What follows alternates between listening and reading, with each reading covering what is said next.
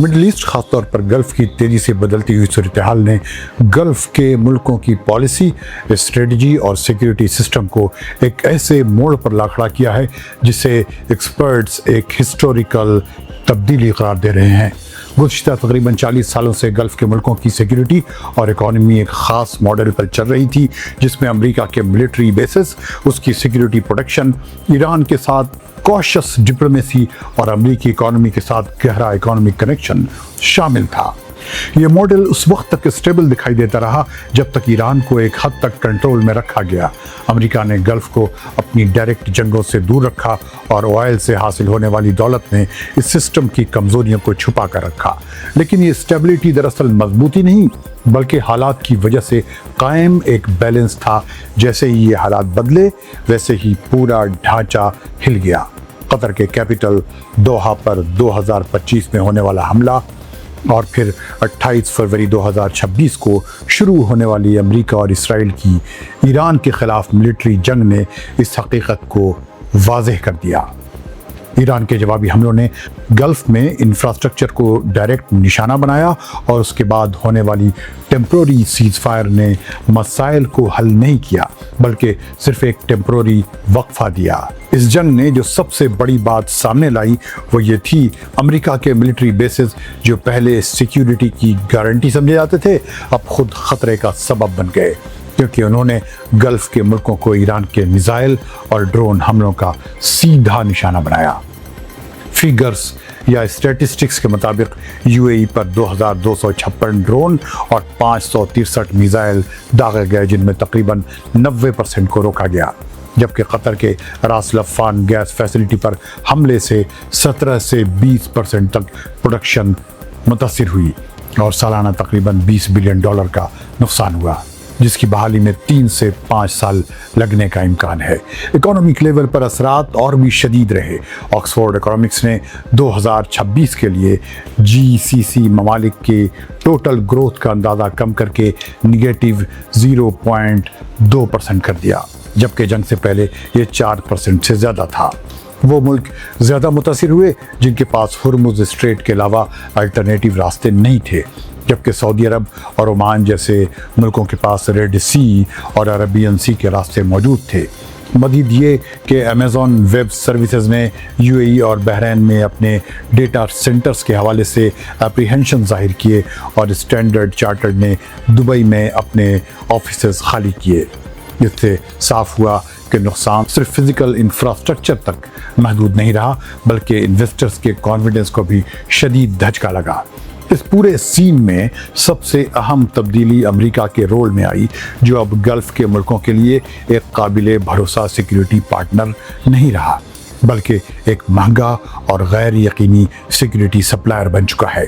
एक expert Stephen vault के मुताबिक अमेरिका अब एक रोक स्टेट और प्रेडेटरी हेजमन के तौर पर काम कर रहा है, जहां मसला सिर्फ टेक्निकल नाकामी नहीं बल्कि एक बुनियादी स्ट्रेटजिक तब्दीली है, जिसमें अलाइज और मुखालफिन को एक ही गेम में टूल्स के तौर पर इस्तेमाल किया जा रहा है।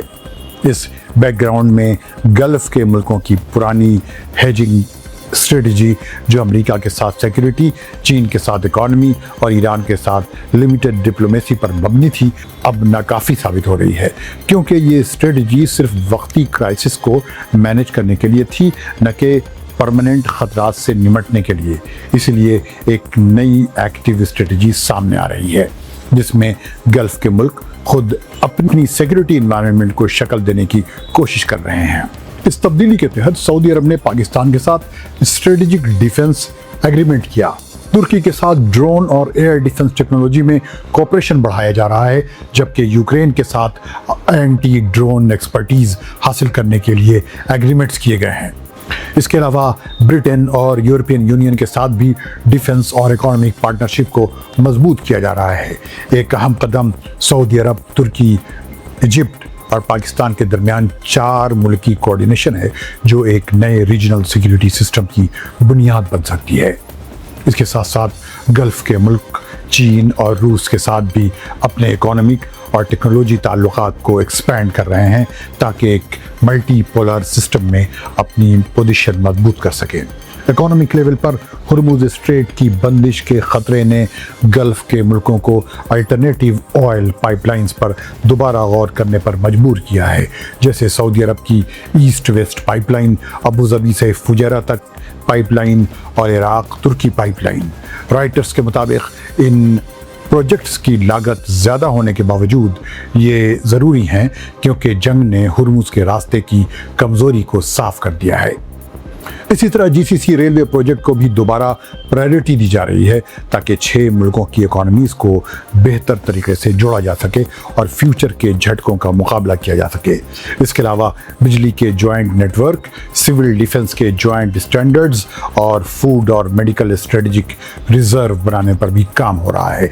ताहम सबसे बड़ा चैलेंज अंदरूनी मुकाबला है, ख़ासतौर पर सऊदी अरब और यूएई के दरमियान, जो डिफेंस रिसोर्सेज और इन्वेस्टमेंट के लिए एक दूसरे से आगे निकलने की कोशिश कर रहे हैं। अगर ये मुकाबला पॉलिटिकल कॉन्फ्लिक्ट में बदल गया तो 2017 के कतर क्राइसिस जैसी सूरत हाल दोबारा पैदा हो सकती है। एक्सपर्ट्स के मुताबिक गल्फ के मुल्क इस वक्त एक फाउंडिंग मूवमेंट पर खड़े हैं, जैसा कि 1981 में जीसीसी के क़याम के वक्त था। अब वो एक ऐसे मॉडल की तरफ जा रहे हैं जिसमें एक सिक्योरिटी सप्लायर के बजाय कई पार्टनर्स होंगे।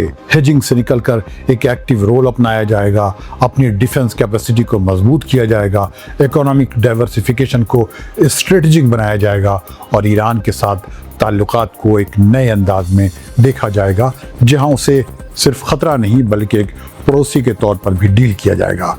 ताहम ये तमाम तब्दीलियाँ 3 अहम फैक्टर्स पर डिपेंड करती हैं, जिनमें अमेरिका और ईरान के दरमियान सीज़ फायर की फिजिबिलिटी, गल्फ़ के मुल्कों के दरमियान अलायंस का लेवल और अमेरिका का रिएक्शन शामिल है। अगर अमेरिका ने गल्फ़ के मुल्कों की इस नई स्ट्रेटजी को कबूल न किया और उसे अपने खिलाफ समझा तो सूरत हाल मज़ीद कॉम्प्लिकेटेड हो सकती है।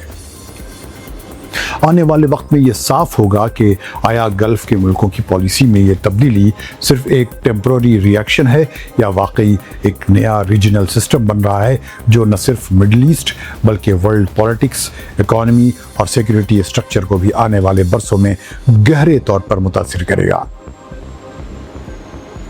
कमेंट में बताएं आप इसके बारे में क्या सोचते हैं और इंतज़ार करें किसी दूसरे वीडियो का। तब तक रेडियो देश के देखने वालों को फैज़ुल हक का सलाम।